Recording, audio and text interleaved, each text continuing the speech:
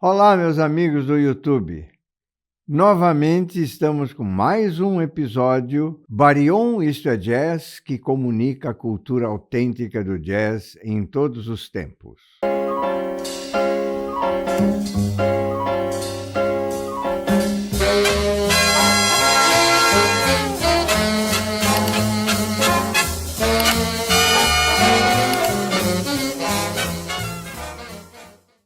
Hoje nós vamos começar com os anos 50, vamos adentrar nos anos 50, porque anteriormente as modificações das linguagens, a evolução do jazz eram mais ou menos dentro de uma década, mais ou menos. Nós tivemos de 1905 a 1910, até 1920, a fase de Nova Orleans, do estilo Nova Orleans. Em 1920 até o final dos anos 20, a fase do estilo Chicago. Com a Depressão e os anos 30, o swing, nos anos 30, dominou os anos 30, praticamente por inteiro. O final dos anos 30, 39, aí começaram os movimentos dos boppers, que o bebop dominou os anos 40. Então, mais ou menos assim, um pouco modificado ali, mas basicamente era de 10 em 10 anos o jazz sofria uma alteração, uma modificação ou outra abordagem musical. Evolução, harmônica, musical, improvisativa, enfim. Porém, os anos 50, com tudo isso armazenado, os anos 50, eles proporcionaram uma fragmentação muito grande do jazz, uma divisão de linguagem enorme. O swing, que dominou os anos 30, nos anos 40 perdeu um pouco da força e nos anos 50 foi o primeiro a sentir o golpe fatal. Não fatal, força de expressão, mas o swing perdeu a sua projeção, né? Mas do swing ressurgiu, com as orquestras, o mainstream ressurgiu, porque o mainstream foi muito importante na formação do bebop. Ficou um pouco letárgico, adormecido, porque os boppers vieram com tudo, mas nos anos 50 o mainstream retornou com muita força. Com isso, reforçou a origem de outras linguagens. O bebop, que não era dançante, era uma música de concerto, era uma música para as plateias, né? Os teatros, as casas de shows, os clubes de jazz, para assistir o virtuosismo dos músicos. O bebop não era dançante, ele passou a ser um pouco dançante, pouco modificado. Até o próprio Gillespie, quando montou a sua Big Band, fazia um pouquinho de show, né? Gillespie era um showman, né?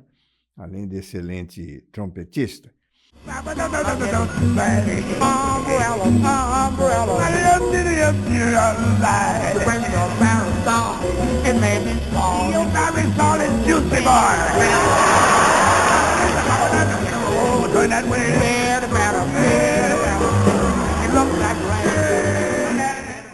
Com isso, começou a aparecer uma palavrinha que hoje todo mundo fala. Ela ficou muito deturpada, né? Mas a palavrinha foi funk. F-U-N-K, funk. E a coisa mais ou menos funkeada, né, como se diz em português, seria funky, com Y, ou funkier, aquela, ou funking, o ato de execução da música e da dança. Começou aí, nos anos 50. Do bebop agressivo, do negro mostrando suas qualidades, a questão político-social e cultural, aquilo passou, né? Com isso, o que ocorreu? Os brancos começaram a executar as mesmas linguagens dos negros, e até próprios negros também mudaram um pouco, e aí a execução ficou um pouco mais macia, ou vamos dizer, soft, mais agradável aos ouvidos, porque como aquela questão político-social do negro para mostrar suas qualidades, isso ocorre. É a questão, falamos isso em vários episódios, que a música sempre teve como elemento a questão sociopolítico-cultural. A música sempre foi assim. E o negro dos anos 40, para mostrar, mas tudo evolui, passa, modo mais tranquilo de executar, o bebop começou a dar origem ao cool jazz.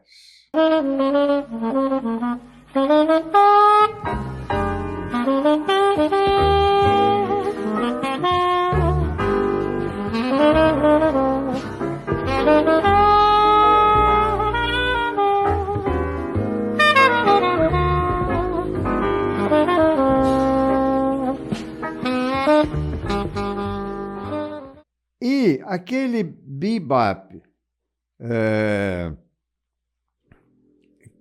com uma execução mais tranquila, até por brancos na Califórnia, na costa oeste, deu origem ao West Coast Jazz.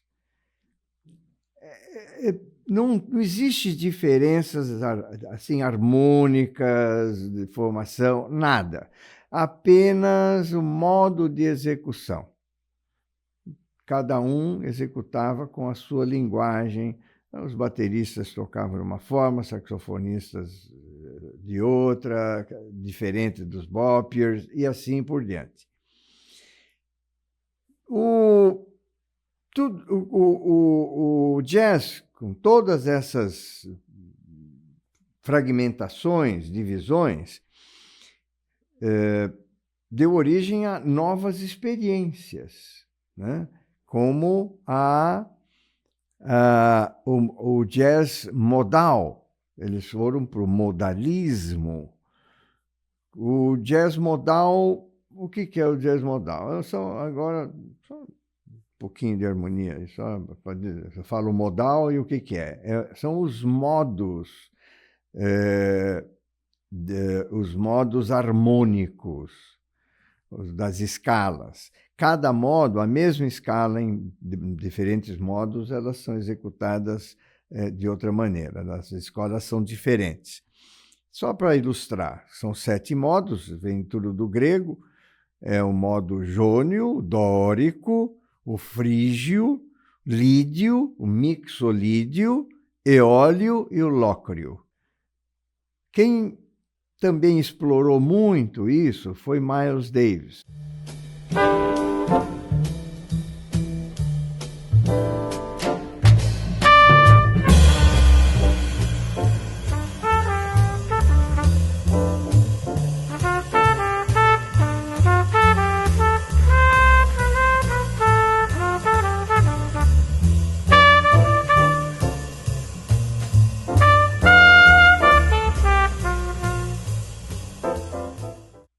também se inspirando num pianista que, pelo modo de execução dele, já sem muitas notas, aquelas escalas virtuosas, ele já foi mais sutil na harmonia e nas escalas.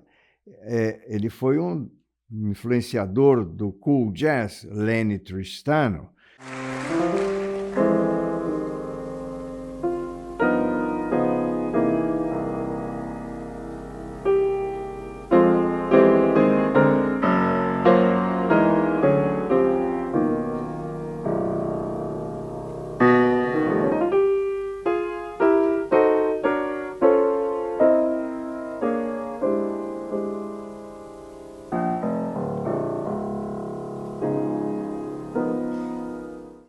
Lenny Tristano, inclusive tem gravações dele que, quando nós abordarmos o próprio Lenny Tristano, nós vamos mostrar isso. Em 1949, em gravações para Capitol, ele foi contratado para gravar, na época ainda, com 78 rotações, 1949, ele foi contratado para gravar 5 discos, 10 lados, né? 5 discos, né? Que o disco 78 rotações, lado A, lado B, ele foi contratado para gravar 5 discos. E quando terminou a gravação do 5º disco, da 10ª música, eles e os músicos começaram a fazer experiências musicais, tanto na parte de execução, a parte harmônica, rítmica. Bom, o que ocorreu? Eles gravaram 4 músicas. O técnico, isso está na história, o técnico, quando começou a ouvir aquela música, o técnico pensou que estivesse errado, ali estava alguma coisa errada no equipamento, por causa das dissonâncias, a parte rítmica saindo fora do padrão, e não era. Ali começou o free jazz, que lá no final, 10 anos depois, Ornette Coleman, que é muito famoso no free jazz, ouviu Lenny Tristano lá de 1949. Isso é só uma ilustração de como o jazz vive de influências, né? Mas, voltando ao cool, ele influenciou muito o cool jazz. Miles Davis, depois que deixou a chamada da sombra do Parker, né? Eles falavam da sombra, porque onde o Parker ia, o Miles Davis estava atrás. Isso está na história, não sei o que estou falando, está na história. Era a sombra do Parker. Onde o Parker ia, o Davis estava lá atrás, querendo aparecer na foto, né? Papagaio de pirata, ele estava lá, né? E gravando tudo e alimentando lá os vícios, infelizmente, do Parker. Mas, com isso, ele viu que o negócio dele não era o bebop. Aí que ele passou aí para o cool jazz. Ele falou, pô, é esse aqui. Ouviu o Tristano, falou, é isso aqui que eu vou fazer. E depois para o modalismo também, né? Aquela série de gravação, que é domínio público, né?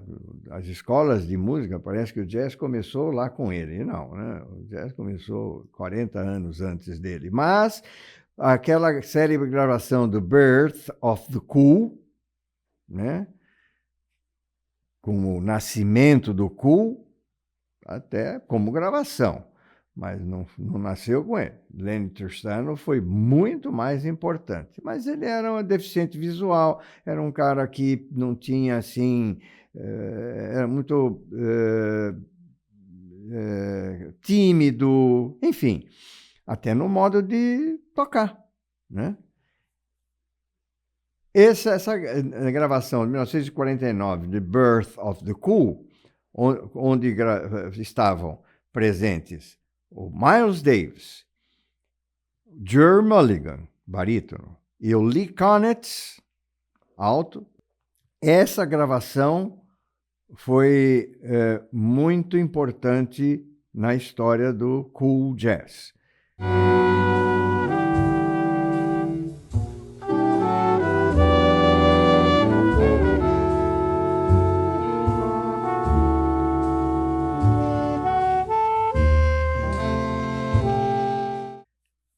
Dali para frente, com o Lenny Tristano. Também no começo dos anos 50, alguns músicos exploraram as músicas com origens afro-americanas e rejeitaram as estruturas tradicionais e convencionais da música, explorando um pouco mais a parte rítmica, aquela estrutura rígida de número de compassos e partes A, B, A, B, A. Essas experiências, né, desses músicos é que começou um embrião do que seria lá no final dos anos 50 eles chamaram de free form jazz, que era o free jazz. É uma forma livre de executar o jazz. Bom, outra coisa, outro fragmento, outra divisão dos anos 50 foi uma mistura de 4 elementos.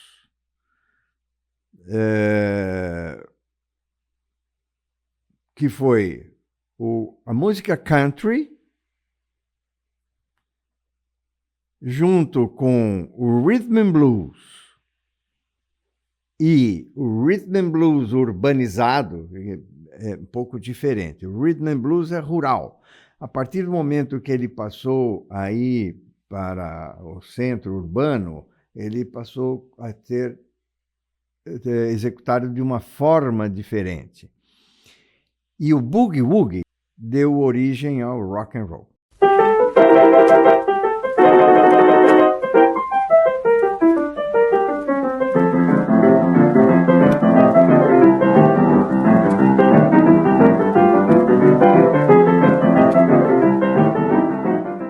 E tudo isso aconteceu simultaneamente, paralelamente. Não é que, como anteriormente, eram 10 anos, com mais 10 anos. Não. Tudo isso ocorreu simultaneamente. O aspecto, até alguns aspectos sectários, as pessoas levavam tão a sério as divisões aí, as fragmentações, que parecia que era uma seita, né? E o outro era uma parte do talento, né? Com a afluência e a rebeldia dos jovens. Os jovens sempre presentes em tudo que está ocorrendo.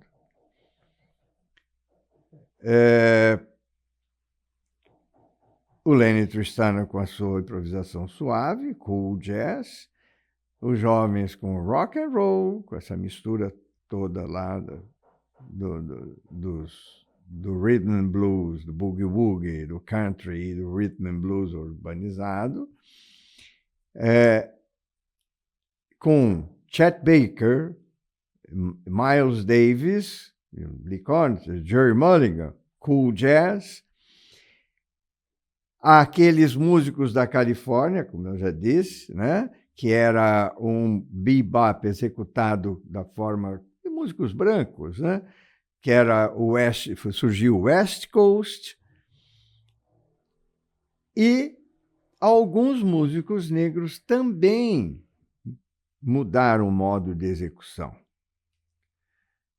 O vibrafonista Milt Jackson, junto com o pianista John Lewis, também executavam mais para o cool jazz, era um bebop, não era tão cool jazz, mas era um bebop mais soft, um bebop menos agressivo, né?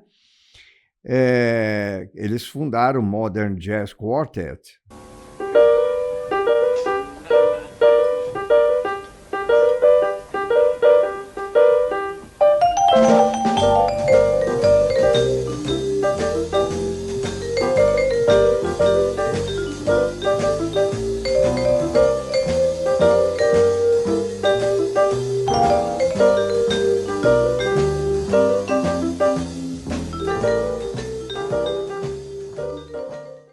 Outro importante também na disseminação do jazz dos anos 50, e uma dessas vertentes, foi Horace Silver. Horace Silver, um detalhe até que curioso. O Horace Silver, Horácio, né? Horace Silver não era Silver, era Silva. Ele era filho de um imigrante português do Cabo Verde. O nome dele, nasceu nos Estados Unidos, era Horace Ward Martin Tavares da Silva. Por causa da mãe americana, né? Então era Tavares da Silva. Horace Silva Silver, né? Pseudônimo. Ele, com a baterista Art Blakey, fundaram o Jazz Messenger.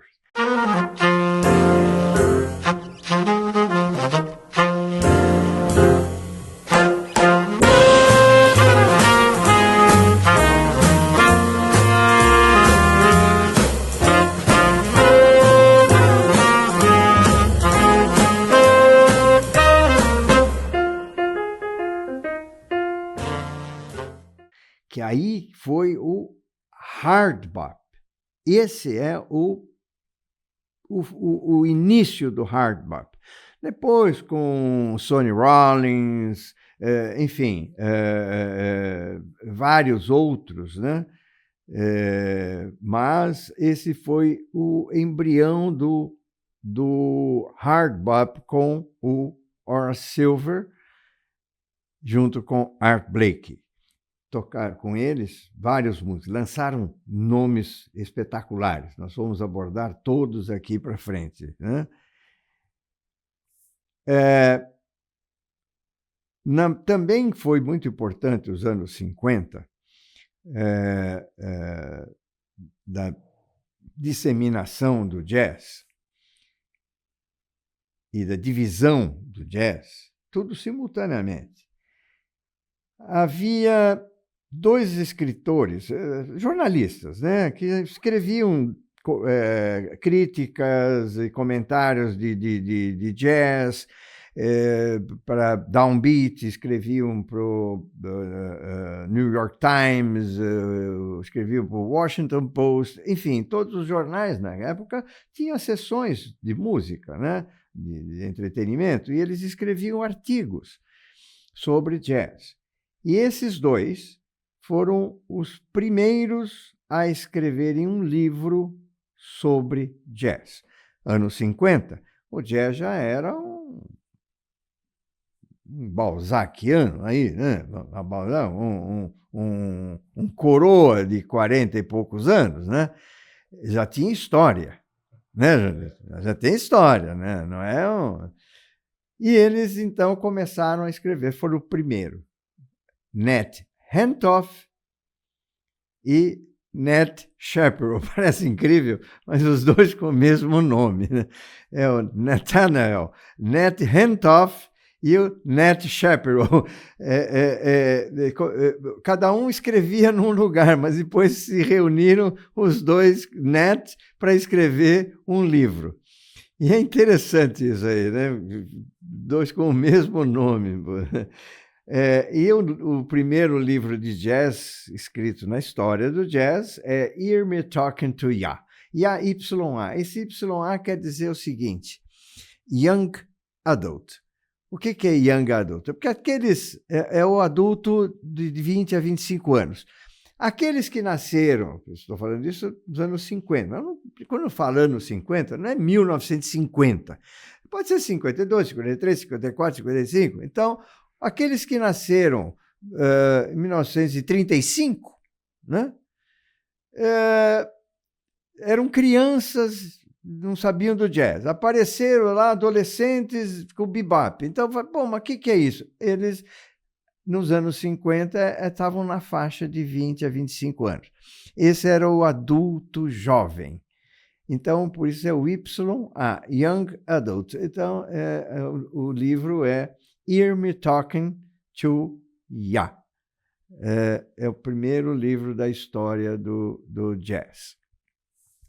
Deu para a gente abordar aqui todas as ramificações e divisões e fragmentações do jazz nos anos 50. Nós vamos dissecar isso para frente, pegar um estilo, um determinado grupo de músicos para nós depois ilustrarmos tudo isso aqui.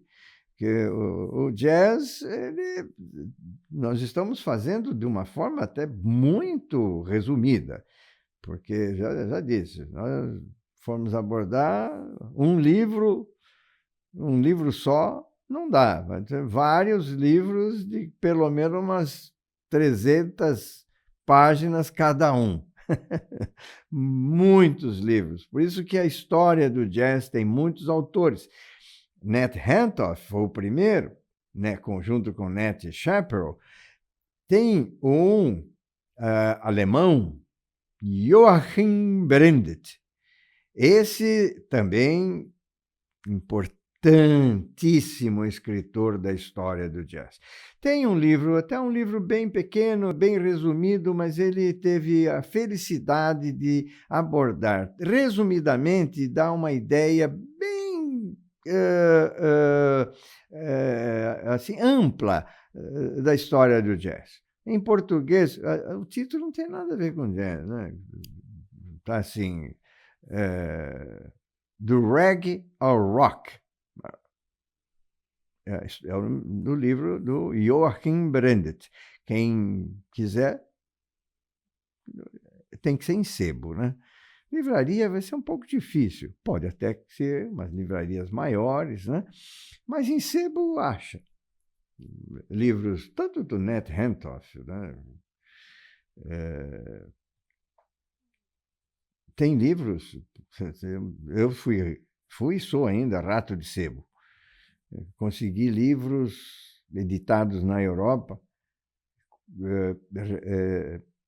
pesquisando jazz até o século XIII. Imaginem, a música africana e a música moura, norte da África subsaariana, enfim. Então, consegue-se. Quem quiser, tiver curiosidade, quiser estudar um pouquinho, encontra. A internet, o pessoal fala, vamos lá para o Wikipedia. Muito bem. Só que o Wikipedia é uma enciclopédia livre. Qualquer um pode escrever e colocar lá. Tem muita coisa lá que é mentirosa. Claro que a maioria tem fundamento. Sem dúvida, não vou aqui fazer campanha contra a Wikipedia, mas ela mesmo diz, esta é uma enciclopédia livre. Quem quiser, posta. Eu ainda sou dos livros dos escritores tradicionais. Até no Brasil, teve um que também escreveu sobre a história do jazz. O Jorginho Guinle, o playboy lá do Copacabana Palace, no Rio de Janeiro, a família Guinle lá do Rio de Janeiro, escreveu também um livro que ele escreveu porque era um amante do jazz, né? Muito, um amante fervoroso do jazz e conhecedor do jazz, e escreveu um belo livro. Eu tenho ele também. Então, né, Janeiro? A gente tem que aprender com quem sabe mais que a gente, não é? Pô? E aí, o pouco que eu aprendi é o que eu tento passar para vocês, um pouco do pouco. Bom, deu para resumir. Eu só queria deixar aqui registrado neste episódio um fato que quando eu abordar o Charlie Parker, no Bebop eu não abordei individualmente, mas vou deixar registrado aqui que o Parker faleceu com 34 anos, overdose, ele viciado em heroína, fez várias reabilitações, mas não conseguiu se livrar das drogas que estavam com ele desde os 13, 14 anos. Isso é para deixar aqui que droga acaba com o cérebro de qualquer um. E tinha uma baronesa, era uma mecenas, uma aficionada, amiga dos músicos, aficionada do jazz, uma benfeitora, ela ajudava muito os músicos, e estava presente em todas as apresentações praticamente, e ela tinha um apartamento em Nova York, em Manhattan, ela morava lá, um belo apartamento, e, e Parker, ele faleceu no apartamento dela, porque tinha casa, tinha esposa, tinha tudo, mas eles brigavam muito, porque o Parker com as drogas, a droga acaba com qualquer coisa, né? E eles brigavam, e ele passava, às vezes, tempo fora de casa. E ele fez um show, já uma semana depois, né, do último show dele no Birdland, né, apenas um registro. Quem ouviu Parker, quem ouviu Parker no início e durante a vida dele de sucesso, e ouvir a gravação, isso tem uma gravação raríssima. Eu não tenho. Um conhecido meu tem, imagina, cassete. Olha só, hein? No tempo do cassete, né, Johnny? Ele tem, o Pedro Cardoso. Eu ouvi. É de chorar. Chorar. Tal a decadência musical dele com as drogas.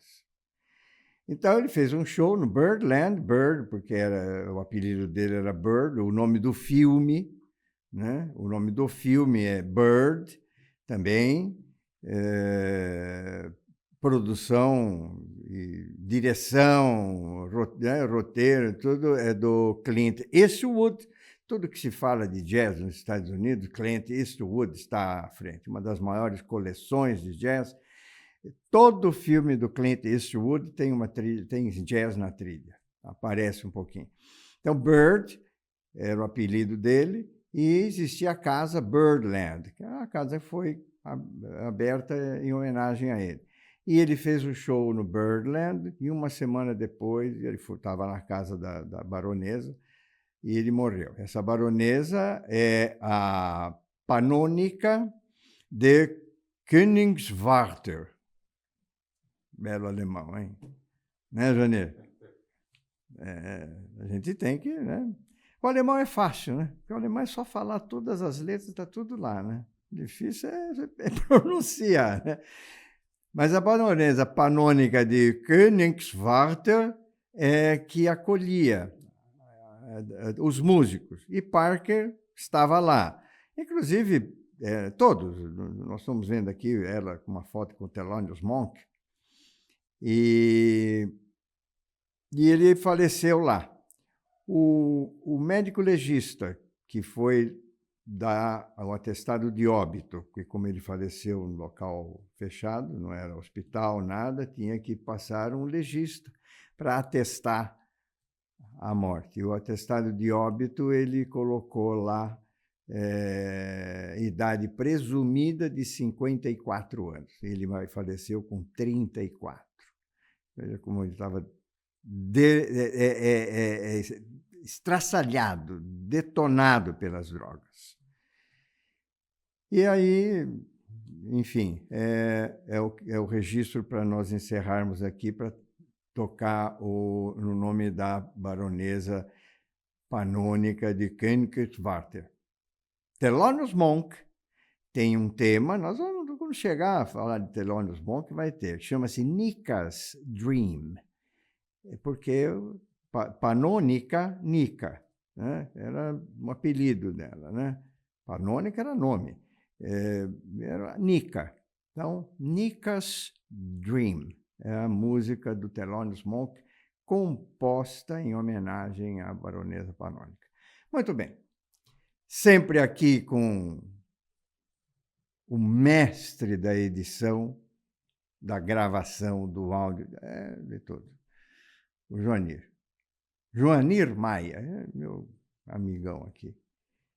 Ele vai aparecer, eu já falei, ele não quer, mas ele vai. Sempre na companhia do Joanir, eu deixo aqui um até breve, porque nós vamos continuar abrindo o assunto. O próximo assunto vai ser, como este aqui foi dos anos 50, na expansão dos anos 50, nós vamos abordar no próximo assunto o cool jazz e caminhando também um pouco do West Coast, porque os dois caminharam um pouco juntos, os mesmos músicos. Então, nós vamos, no próximo, abordar isso. Eu agradeço muito a atenção de vocês. Pelo amor de Deus, curtam, compartilhem, se inscrevam, que a família Penhorada agradece. Conto com a atenção de vocês e sempre aqui com o Barion Isto é Jazz, comunicando a cultura autêntica do jazz em todos os tempos. Até lá, se Deus quiser.